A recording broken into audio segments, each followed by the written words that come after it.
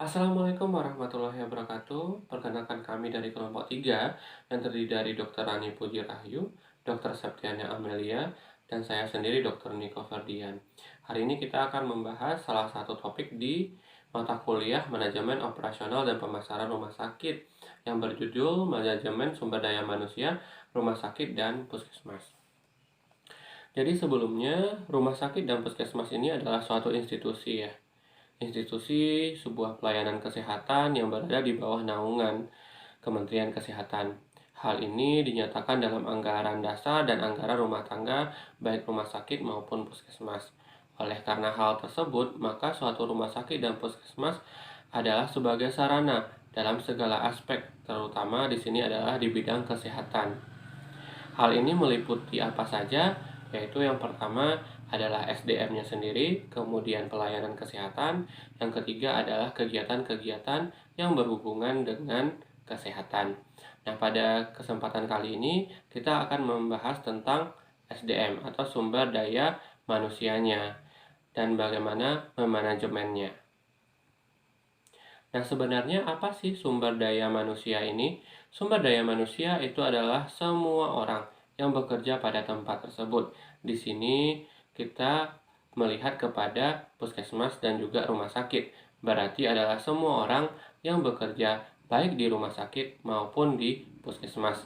Baik dia adalah seorang tenaga profesi maupun dia adalah seorang tenaga non-profesi. Baik dia yang bekerja di dalam pelayanan maupun dia yang bekerja di manajerial. Sebenarnya apa sih fungsi dari manajemen SDM ini sendiri?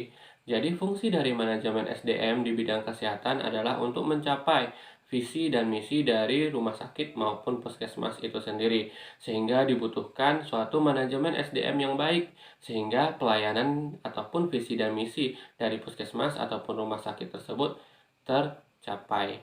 Nah, di sini dalam hal manajemen SDM berarti dia berfungsi sebagai managing atau memanajerial semua yang berhubungan dengan sumber daya manusia, baik mulai dari perekrutannya ataupun kedepannya permasalahan ataupun penghentian pada akhirnya. Seperti itu. Nah, kita mengenal dalam manajemen SDM ini ada yang dinamakan dengan 7P. Yang pertama adalah perencanaan terhadap SDM itu, kemudian penerimaan terhadap SDM tersebut, kemudian pengembangannya, kemudian pembudidayaannya, kemudian pendayagunaannya, kemudian pemeliharaannya, dan terakhir pemutus hubungan kerja, baik itu pensiun ataupun dengan cara lainnya. Dalam hal pelayanan kesehatan yang baik, tentu kita membutuhkan SDM yang efektif dan juga yang efisien. Hal ini menyebabkan kita harus membuat perencanaan yang bagus terhadap SDM tersebut. Perencanaan ini itu harus sesuai dengan rencana kerja puskesmas ataupun rumah sakit, sehingga nanti tercapailah ataupun pelayanan itu sesuai dengan visi dan misi rumah sakit ataupun puskesmas. Dalam hal pengadaan SDM, setiap tempat itu berbeda-beda sesuai dengan kebutuhan mereka masing-masing. Namun biasanya kalau prosesnya sendiri itu terdiri dari tes seleksi, wawancara, ataupun evaluasi terhadap kesehatan. Ketika kita sudah mendapatkan sumber daya manusia, kita harus memeliharanya. Cara memeliharanya itu bisa dilakukan secara langsung ataupun tidak langsung. Yang secara langsung adalah dalam bentuk gaji ataupun bonus ataupun jalan-jalan dan lain-lainnya. Yang tidak langsung adalah kita memperhatikan tentang kesehatannya dan juga keselamatan kerjanya.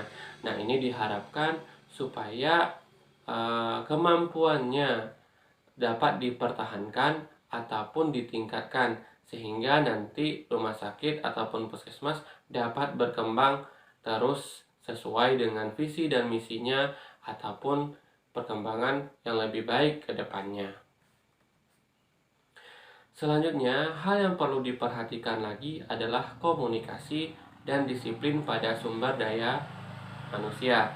Karena budaya bekerja itu adalah hal yang penting. Karena kita berhubungan dengan manusia, tentu kita harus bisa memperlakukan dengan baik sehingga yang datang ataupun pelayanan kesehatan itu bisa berjalan optimal dan pasien merasa puas. Kita akan membahas tentang pemutusan hubungan kerja. Jadi ibaratnya siklus hidup manusia di mana dia lahir, tumbuh, berkembang, dan meninggal. Begitu juga siklus hidup seorang karyawan di suatu dunia pekerjaan di mana dia mulai dari mencari kerja, ikut seleksi, kemudian dia keterima kerja, kemudian bekerja, dapat promosi, naik pangkat, naik jabatan, sampai suatu ketika dia harus berhenti dalam bekerja. Dalam berhenti bekerja ini ada 3 yang harus kita pahami. Yang pertama, ada yang betul-betul pensiun, ada yang dirumahkan, atau ada yang dilakukan pemecatan. Nah, pensiun ini merupakan suatu keadaan masa akhir dari seorang karyawan atau SDM untuk bekerja.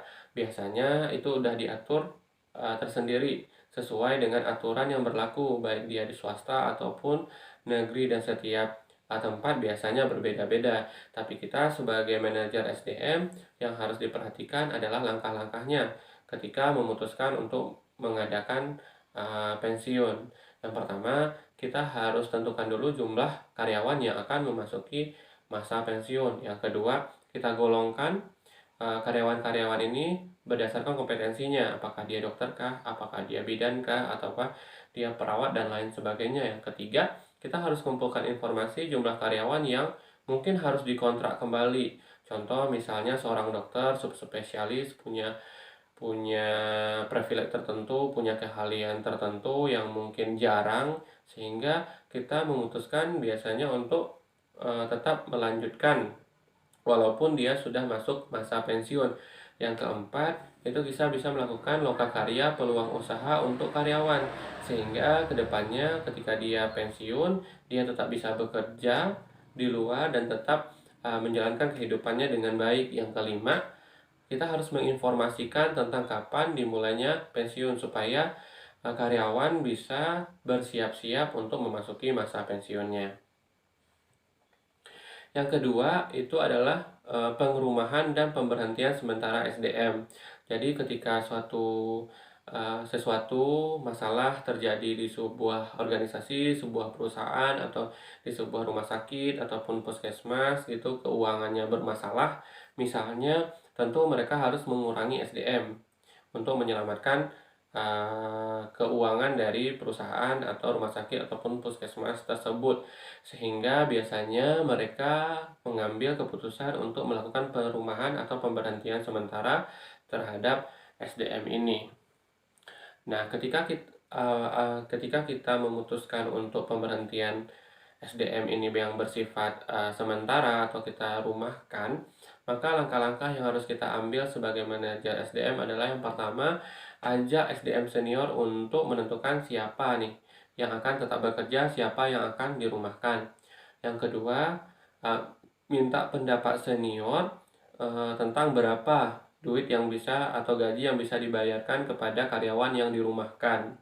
Kemudian yang ketiga, untuk menentukan senior itu kita bisa dilihat dari pertama kali dia masuk, siapa yang pertama kali dia masuk. Yang keempat, memperhatikan SDM senior yang bisa menggantikan karyawan lain tanpa harus dilakukan pelatihan.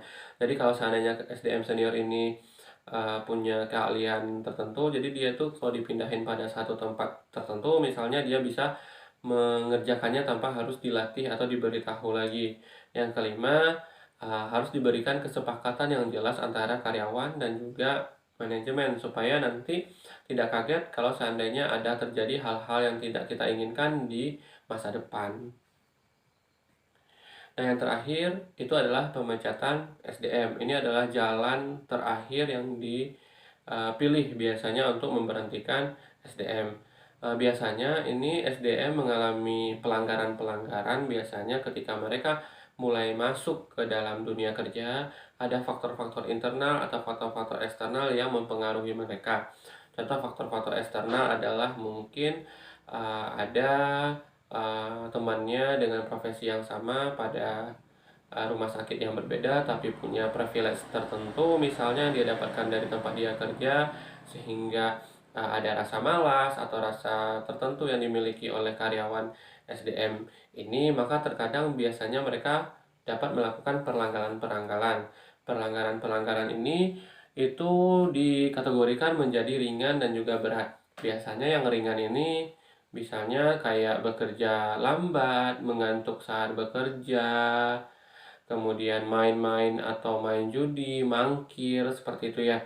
Kemudian kalau seandainya yang berat itu seperti merusak milik perusahaan, kemudian memalsukan data, kemudian mencuri ataupun membawa senjata, dan itu semua sih diatur dalam Undang-Undang RI Nomor 13 Tahun 2003 tentang Ketenagakerjaan.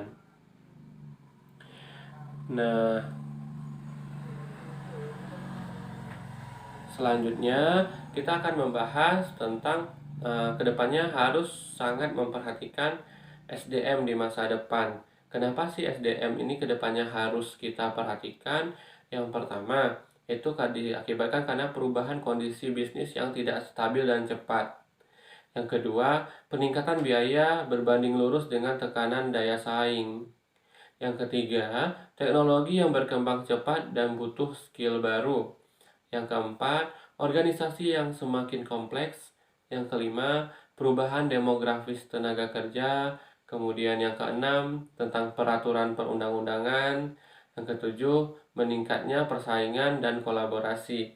Jadi semakin berkembangnya zaman, kedepannya kita membutuhkan tenaga-tenaga baru, skill-skill baru, kreativitas baru, inovasi-inovasi baru, kolaborasi-kolaborasi baru. Karena hal ini nantinya tentu yang menyebabkan terjadinya daya saing antara suatu rumah sakit dengan rumah sakit lainnya, atau antara suatu puskesmas dengan puskesmas lainnya. Karena masing-masing pasti ingin meningkatkan pelayanan mereka. Nah, yang terakhir, apa sih yang harus dilakukan oleh manajer SDM untuk melihat SDM di masa yang akan datang? Yang pertama, seorang manajer SDM harus dapat memperkuat sistem informasi manajemen atau SIM. Nah, di mana di sini kita bisa menggunakan sistem yang semuanya bersifat elektronik, sehingga nanti ke depannya ketika ada resep tidak perlu lagi orang yang profesional yang mengantarkan resepnya misalnya, atau untuk mengantarkan hasil ronsen seperti itu. Kita dapat menggunakan teknologi seperti komputer, sehingga resep bisa dikirim langsung ke apotik, ataupun hasil laboratorium, hasil ronsen bisa dikirim langsung ke komputer tanpa harus adanya perantara. Dan untuk mengaplikasikannya ini kita tidak perlu membutuhkan orang yang profesional. Kita bisa membutuhkan lulusan-lulusan seperti lulusan SMA ataupun lulusan-lulusan SMK untuk mengoperasikan komputernya. Kemudian untuk yang kedua, memperkuat analisis pada data kunjungan pasien. Jadi ketika kita tahu tentang analisis kunjungan pasien, kita dapat mengetahui mana SDM yang bisa kita letakkan lebih banyak, mana SDM yang kita letakkan lebih sedikit, atau mana yang membutuhkan skill tertentu, ruangan mana yang membutuhkan orang-orang dengan kompetensi tertentu, seperti itu. Yang ketiga, kita harus perencanaan untuk kualitas dan kuantitas SDM, karena SDM yang berkualitas dan melakukan inovasi dan kreativitas, tentu itu akan bisa menyebabkan peningkatan dari kepuasan layanan pasien. Yang terakhir, barulah nanti dari semua yang kita lakukan itu, kita melakukan perekrutan SDM dengan baik, dengan efektif, dengan efisien, sesuai dengan rencana kerja suatu rumah sakit ataupun suatu puskesmas, sesuai dengan renstra mereka, sehingga nanti visi dan misinya tercapai. Sebagai kesimpulan, untuk manajemen SDM ini itu memang luas cakupannya, mulai dari kita harus merekrut seorang SDM, sampai kita memberhentikan seorang SDM, sampai dengan bagaimana mereka dapat bekerja dengan baik sesuai dengan tujuan, visi, dan juga misi puskesmas ataupun rumah sakit tersebut. seperti itu. Nah, dalam hal manajemen ini ada 7 langkah yang kita lakukan yang dinamakan dengan 7P, yaitu perencanaan, penerimaan, pengembangan, pembudidayaan, pendayagunaan, pemeliharaan, dan pemberhentian. Dan semua itu adalah tanggung jawabnya seorang manajer SDM. Mungkin itu aja yang dapat saya sampaikan pada pertemuan kali ini. Semoga ada ilmu yang bisa didapatkan. Kalau ada salah-salah, saya mohon maaf. Saya tutup. Assalamualaikum warahmatullahi wabarakatuh.